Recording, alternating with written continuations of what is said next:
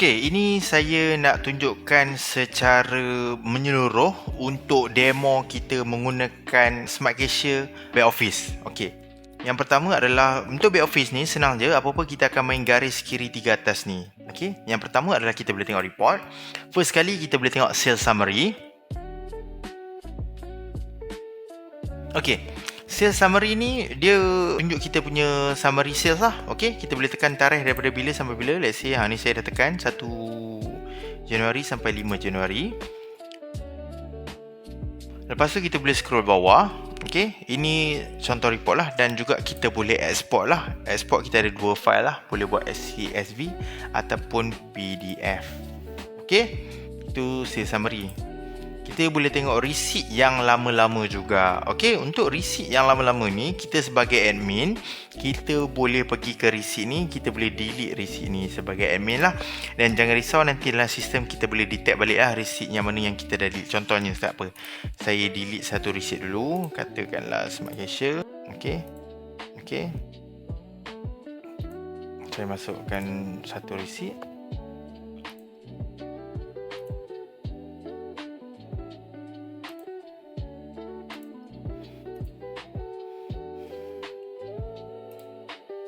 Bila nak padam receipt, dia akan minta kita punya password lah.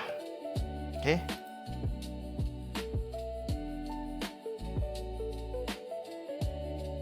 Dan kita boleh delete.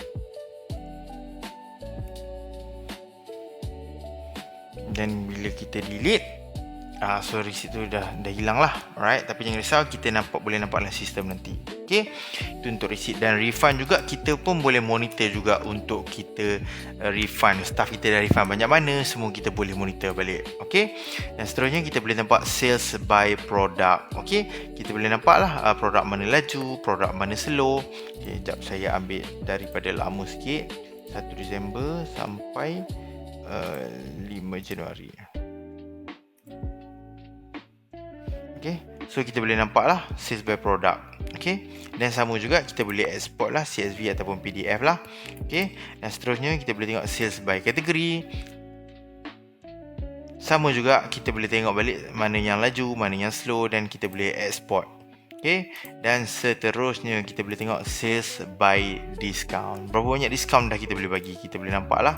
Okay, saya ambil 21 sampai 31, saya apply.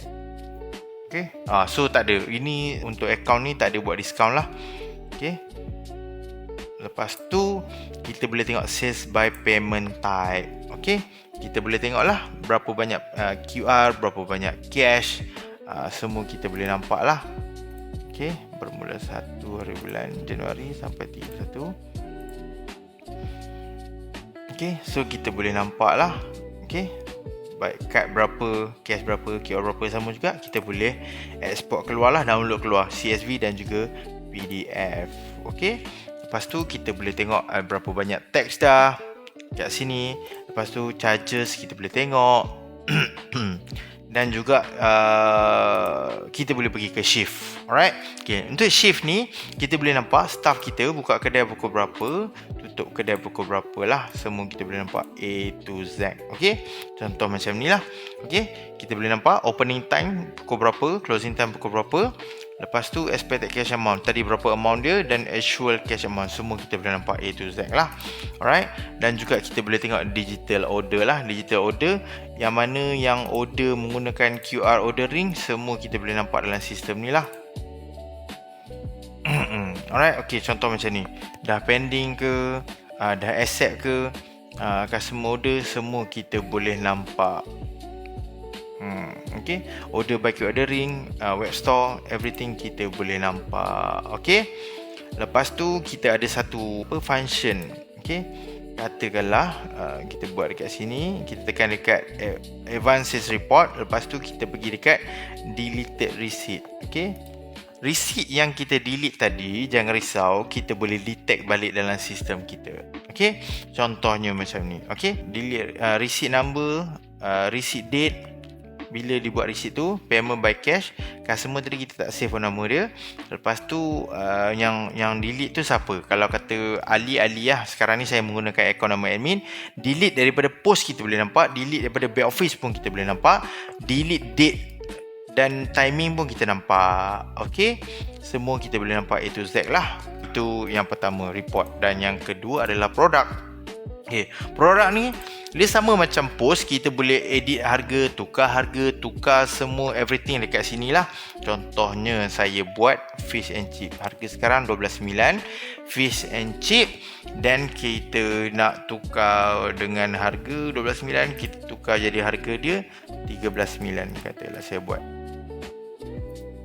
Okay, 13.9. Okay, dan kita boleh tukar kat sini saja. Okey. Bila saya scroll bawah, okey, kalau kata dia nak keluarkan printer mana pun kita boleh buat juga. Okey, nak keluar printer makanan ke, printer minuman ke, contohnya. Kita boleh buat lah. Okey, lepas tu everything okey, kita just tekan update lah. Basically yang ni untuk kita nak tukar harga everything semua dekat sini. Kita nak tambah produk semua dekat sini.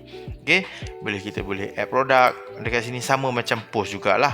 Okey, so basically memang untuk kita tukar produk punya harga, kategori, modifier, semua dekat sini. Lepas tu ini web store produk. Web store produk ni kalau kata kita boleh, Smart Cashier juga boleh buat website. Okey, contohnya bawal ni kita tak nak dia keluar dekat nama apa? Dekat web store produk, kita tutup. Okey, chicken chop tak nak kita tutup. Hanya keluar beberapa barang sahaja. Okey, terusnya kita boleh buat advanced inventory. Okey, yang pertama advanced inventory ni nanti kita boleh cerita apa? Kita boleh ceritakan dalam next video lah. Okey, inventory ni nampak tu. Okey, kita akan menceritakan dalam next video. Dalam video ni kita menceritakan tentang basic sahajalah. Okey. Lepas tu, okey, kat sini juga kita boleh tengok customer base lah. Customer base yang mana customer-customer yang kita simpan sebelum ni, semua database kita boleh simpan dalam ni, macam kita tunjuk tadi lah. Alright. Okey, dan seterusnya kita boleh buat loyalty program. Okey, dan banyak lagi. Seterusnya kita boleh buat promotion, discount plan. Okey, discount plan ni contohnya, katakanlah saya buat satu discount. Nah, nama diskaun tu saya letak nama diskaun je lah. Okey, diskaun. Okey, lepas tu saya pilih nak kedai yang mana. Saya hanya ada satu kedai saja. Saya pilih satu kedai tu. Lepas tu dia boleh pilih method, attach to receipt ataupun attach to product. Apa perbezaan dia? Attach to receipt tu, contohlah receipt tu harga total RM30, saya bagi diskaun RM5, dia total jadi RM25 je sebab kita dah bagi diskaun RM5. Tapi attach to product, kita boleh pilih produk tertentu sahaja. Saya pilih macam ni, produk. Lepas tu saya pilih percentage, tak nak, saya pilih value. Okey, apply to receipt automatic, yes. Apply to customer, hanya customer yang kita save saja. Tak, saya nak bagi diskaun kepada semua. Lepas tu saya nak bagi diskaun sebanyak RM2. Okey, lepas tu saya pilih lah kategori apa. Saya nak bagi diskaun untuk nasi Arab saja. Okey, saya nak pilih untuk chicken mandi saja dapat diskaun. Okey, kita boleh pilih.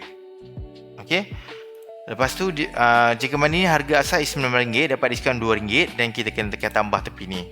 Okey, lepas tu diskaun tu start daripada bila sampai bila kita boleh buat. Contohnya saya nak buat diskaun tu selama seminggu sahaja. Okey, daripada 5 sampai 12. Okey, lepas tu saya nak buat diskaun tu keluar hari apa je.